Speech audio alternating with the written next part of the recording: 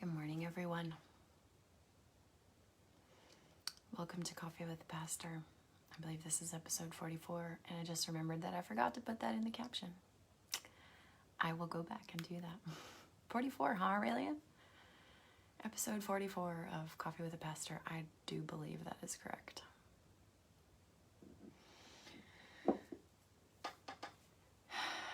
How is everyone? Hi, Tori.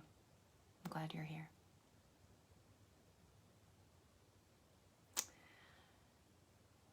Am I the only person who has been sleeping not well lately? Good morning. I have not been sleeping well really since the full moon, which was week before last.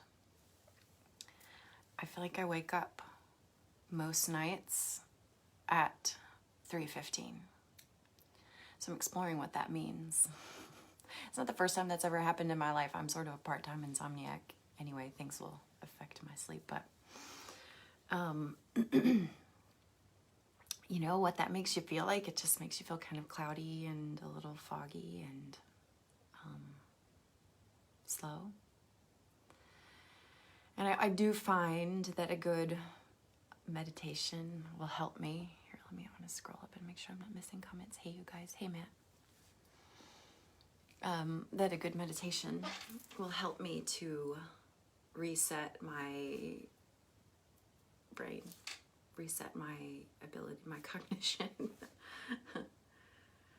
when my sleep is disturbed. How is everyone? That's what I'm going to talk about today. I'm going to talk a little bit about meditation. Ciara, good morning. That brain fog. I know, I don't really like it. I don't really like living in that brain fog, but gosh, if my sleep is disturbed, I'm just one of those people who's super sensitive to sleep disturbances. So I have to be really careful about my sleep hygiene. Emily, good morning. Hi. Hope you're well. I want to read a little bit from this book that I haven't gotten all the way through yet, but that I really like. It's called How God Changes Your Brain. Matt, my sleep has been better for the past few days. Overall terrible for the past 2 months. Yeah, I mean, I think a lot of people are having this. For sure, our stress is high and our anxiety is high, and so that plays out in our bodies in various ways. It's such a horrible catch-22, isn't it? Hi, Brittany. And Clark, good morning. It's such a horrible catch-22 because, for me at least, the not sleeping properly makes the stress and anxiety worse, and then it's this horrible cycle. Morning. But I want to talk to you a little bit about this book. As I said, I haven't totally finished this book. I'm notorious for like getting partway through a book and then getting distracted by some other book and then having to come back and read a book. So I just think that's okay, and that's how my brain works, and I get to read partial books if I want to. But this has been really helpful to me. I have taken some good nuggets from this.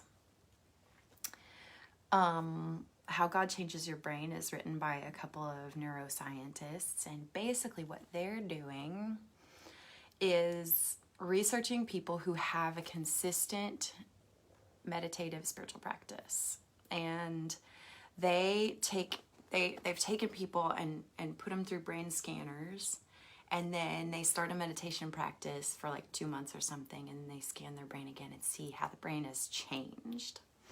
And the changes are profound and amazing. And so they're doing all this research about how meditation and intentional spiritual practice actually changes our cognition, actually changes our neuroplasticity and structures in our brains, and the structures in our brains that enable us to be more contemplative and more kind and less reactive and less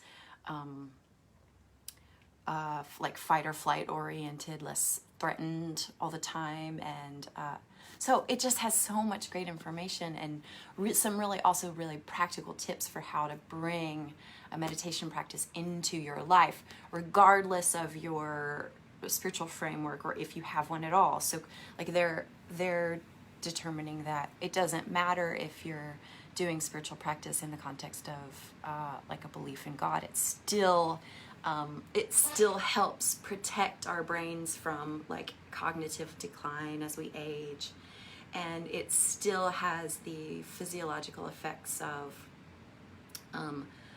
lowering blood pressure and making sleep better and decreasing stress and decreasing stress hormones like cortisol in the body and in the blood system. So it's a great book if you need a little bit of motivation to meditate. Another one that I haven't read personally, but that a lot of folks, including Aurelia, have talked about a lot, is Real Happiness by Sharon Salzberg. That's another good motivating meditation book. But I just wanted to read a little bit. There's so many great benefits. But I just want to read a little bit of what they say about the context of meditation. This section is entitled Eastern Meditation and Western Prayer. In the 1970s, as a result of the societal problems centered around the Vietnam War and civil rights, many young adults became just disenchanted with the traditional values of America. 2/3 of this baby boom generation turned away from the religious activities of their parents to seek a more personal spiritual connection. Many turned to the philosophies of the East, in part because those traditions provided techniques that gave them direct experiences of peace. In response to the 50% drop in church attendance, many Christian denominations reinvented themselves, introducing contemporary music and a vast array of social incentives. This joyful celebration of religion made evangelical churches the second most popular religious movement in America. Meditation, however, was shunned, primarily because of its association with Hindu, Zen, and Buddhist philosophies. Oh, how interesting that we mentioned that when just this evening we are having a dig deep with Dr. Zuniga, who is a Zen Buddhist priest and who's going to talk to us about Zen approaches to transforming suffering and how Zen philosophy overlaps in various ways with the philosophies of Christ. So just tune that in. Okay. This is the interesting part to me that's relevant. Although there are approximately 20 references to meditation in the Bible, most people are unaware of Christianity's rich history of contemplative practice. In Genesis, Isaac went out to meditate in the field, and in Joshua, followers are commanded by law to meditate day and night. Such intense meditation may have been the catalyst for many of the spiritual epiphanies described by biblical prophets and saints. Formal Christian meditation was developed by early monastic orders in the 12th century. Guigo II, a Carthusian monk, categorized 4 levels of practice. Lectio, we do these, okay? Slowly reading biblical passages. Meditatio, pondering the deeper meaning of the text. Oratio, spontaneous prayer. And contemplatio, wordlessly focusing on God's love. And then he talks about St. Ignatius and Ignatius's spiritual practices that his writings gave birth to, including Teresa of Avila. And then Merton. In the mid-20th century, many Christian theologians like Thomas Merton, were influenced by Eastern philosophies, and their books encouraged others to embrace a contemporary contemplative path. Okay, I'm very influenced by Merton myself. Others directly incorporated Eastern practices into the Christian tradition. For example, Friar John Maine emphasized the repetition of a phrase from the Bible until the presence of God filled one's heart. The ultimate goal was to be transformed by one's meditation, a condition synonymous with the Hindu and Buddhist notions of enlightenment. So then he talks about Keating, Father Thomas Keating, who began centering prayer, the practice of centering prayer in the Catholic Church. But I just appreciated how they're pointing out that, you know, so much of Christianity has lost. We've lost our meditative practices. We've lost our traditions of contemplation and meditation. And for me, that the practice of learning to meditate, and my personal practice looks, you know, it looks a lot like a Hindu or Buddhist type of sitting in silence, going inward, breathing meditation for me. But I always say, I hold that really lightly for people, and I understand that that's not a good starting place for a lot of people, and that a lot of folks need a more embodied practice. So running meditation or walking meditation. What are your thoughts on those of us who feel most centered, calm, and connected? What are you saying, Matt? By movement, whether it's dancing, yoga. Okay, that's what I'm saying here in this sentence that you're bringing up. I think it's totally valid way to meditate is in moving, walking meditation, yogic meditation, running meditation. I mean, I think lots of things can be a meditation. And I was thinking about Kathleen Norris's book this morning, Quotidian Mysteries, Laundry, Liturgy, and Women's Work. I mean, I think even laundry can be a meditation. And so much of that, at least in my mind, depends upon our intention. What is our intention for what we're doing right now? What is our intention for this practice of engagement? And so meditation looks so many ways. It has so many forms, as different and varied as human bodies are, is meditation. But the thing is, it's so good for us that I want us all to get some form of meditation into our lives, because of all of these, not only but because of, but in part because of these physical and cognitive benefits that we get. We actually, like, there's data to support that people who meditate regularly, people who engage in some form of spiritual practices in which they actively try to connect to the divine, have better outcomes, and they're healthier, and their brains are healthier, and their brains age better. And so I just think this is part of being embodied and being a whole person connected, mind, body, spirit. So lots of forms of meditation, lots of ways to meditate. And I thought that I would lead us through a little quick one this morning,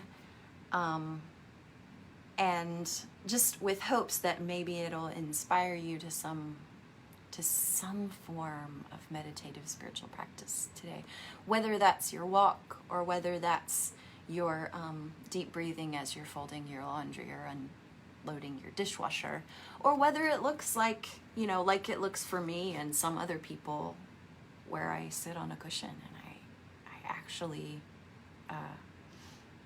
sit in silence and in breath and in presence. So lots of ways, singing, meditation.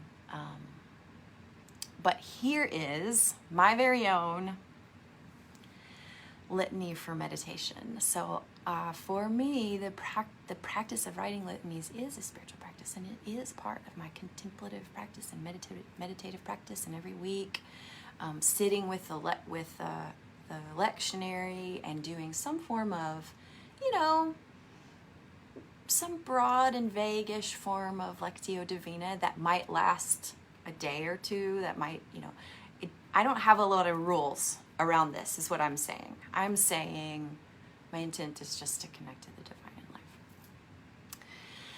So if you're willing and you're able, and you're not like driving or something, which I hope you're not driving, I'm looking at a video, but if you're just listening, that's okay. Here is a litany that I will read to you as a meditation. And what I invite you to do, which if you can't, like if you're working, just push pause and come back to it. Come back to it later. But if you can, find a comfy spot to sit and to close your eyes. This won't take long. You just need a couple of minutes. And allow yourself to take a couple, maybe 3 big deep breaths down into your belly. and to feel the way your body feels as you're sitting wherever you're sitting. Whether you're on the floor, in a chair, what is your proprioceptive system able to feel? Can you feel the cushion that you're sitting your sits bones upon? Can you feel the ground beneath your feet? Take a few deep breaths and come into your body.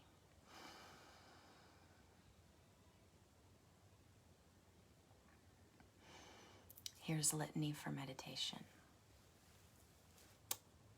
We are beings existing in the universe, beholding God.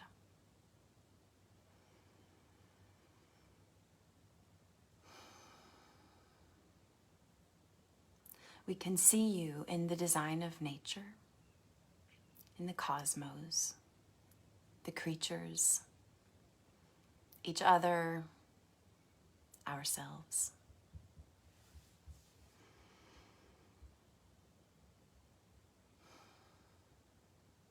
Let us go to our inmost being and be as we are, deeply spiritual, deeply human, temporally minded, eternally conscious.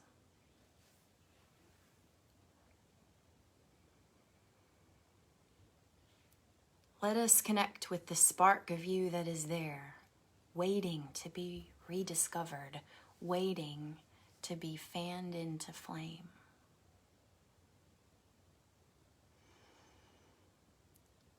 Set us aright in our connection to you, loving life giver, instigator of goodness. Plug us in to the circuitry of your spirit.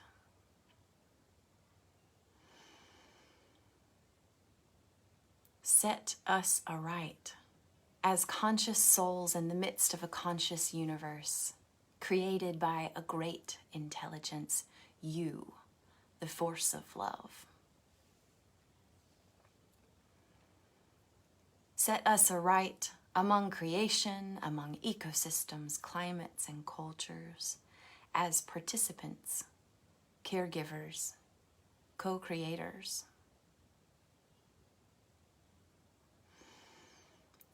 Set us aright as spiritual beings inside corporeal bodies, dust and breath. Give to us health and connectedness, wholeness and joy in existing. Set us aright as a human family, making peace and learning to love one another despite earthly differences. Set us aright as members of the body of Christ on earth, as a productive, cohesive unit desiring love and wisdom for all. Set us aright as reflectors of you, as God bearers, God perceivers, and God receivers. Set us aright here in our inmost beings, still and quiet before you, opening to your light.